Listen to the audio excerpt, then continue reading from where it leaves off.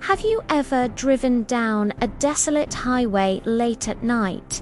The kind where the darkness seems to swallow the beams of your headlights, where the only sound is the hum of your engine and the whisper of the wind. You tell yourself it's just a road, just asphalt and painted lines. But some roads are more than that. Some roads hold memories, and they never forget. Tonight, we're taking a journey down one such stretch of pavement. A place locals call the Asphalt Vein, a lonely artery cutting through the forgotten heartland of America. They say if you drive it after midnight, you're not just traveling from one point to another. You're driving through a story, a terrifying one. Our story begins with Mark, a long-haul trucker on a cross-country run. He was a veteran of the road, a man who'd seen it all, or so he thought. He prided himself on making good time, pushing through the night while the rest of the world slept. The Asphalt Vein was just another shortcut on his map, a way to shave a few hours off a long trip. He'd heard the whispers, the spooky campfire tales about it, but he just scoffed.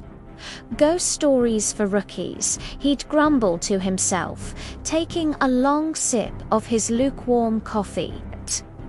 It was just past 2 a.m. when Mark turned his rig onto the vein.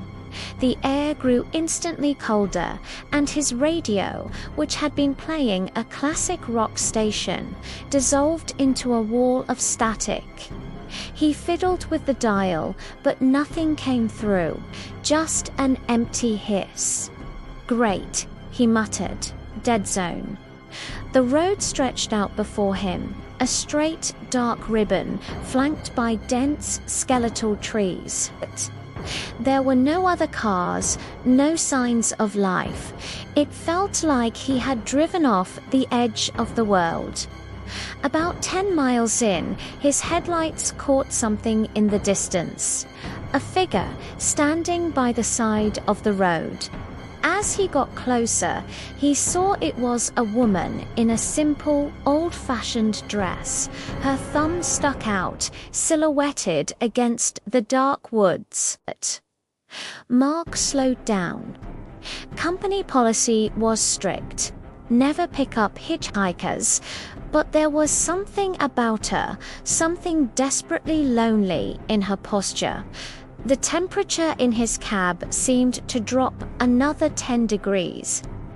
A shiver ran down his spine that had nothing to do with the cold. He pressed his foot on the accelerator, deciding to stick to the rules. As he passed her, he glanced in his passenger side mirror. The woman was still there, but her head was now turned, watching his truck pull away.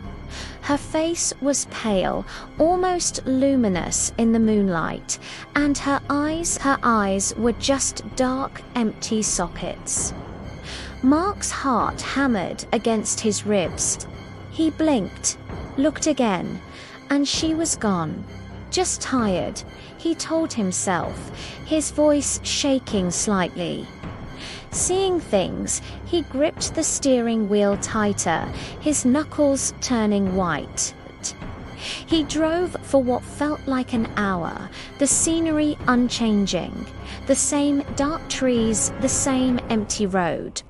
He started to feel a creeping sense of unease, a feeling of being watched.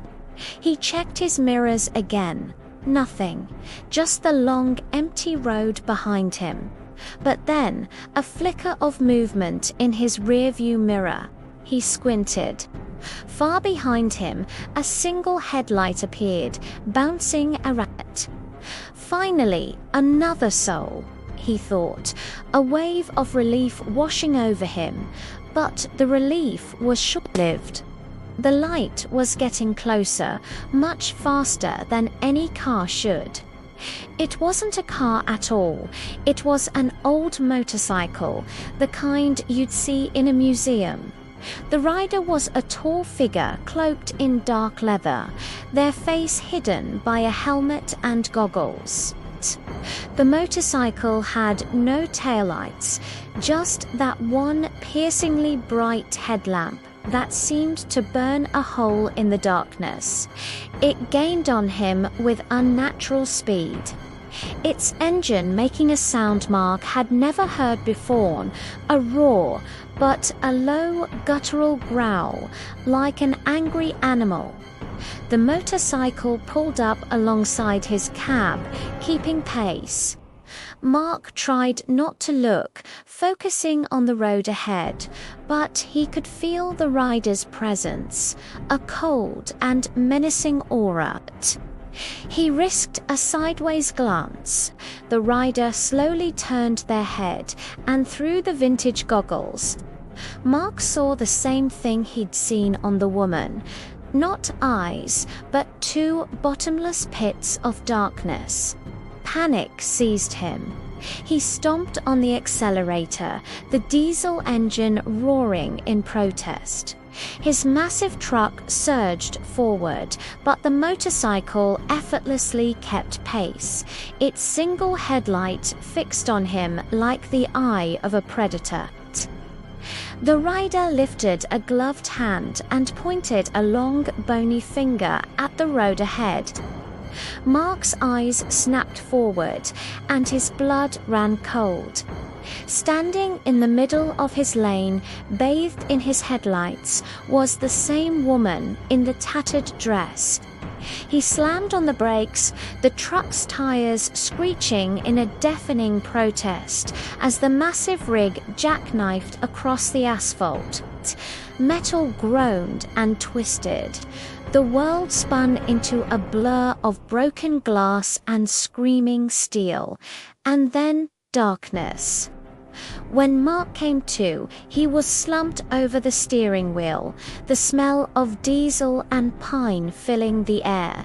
His head throbbed. He pushed himself up, his body aching.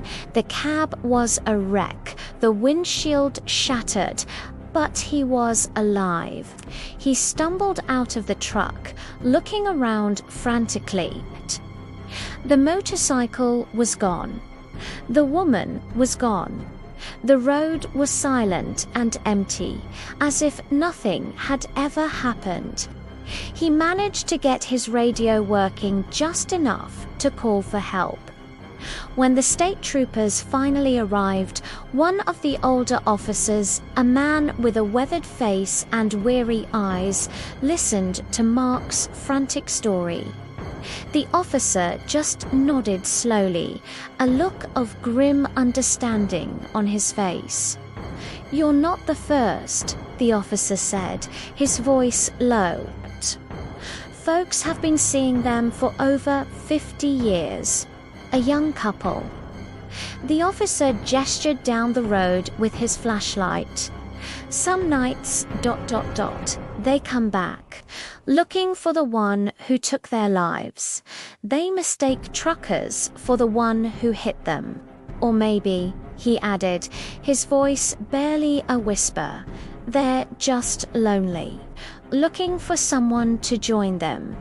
Mark never drove that route again. He took the long way around every time, no matter the cost. He says that sometimes, late at night, when he closes his eyes, he can still see them in his mirrors, a single, blinding headlight and a pair of dark, empty eyes. The asphalt vein is still out there, waiting in the dark, a monument to a tragedy that the land refuses to forget. So if you ever find yourself on a lonely highway after midnight and your radio turns to static, keep your eyes on the road. Don't look in your mirrors. And whatever you do, don't stop. Because you never know who or what might be waiting for you just around the bend. Thanks for joining us on this chilling journey.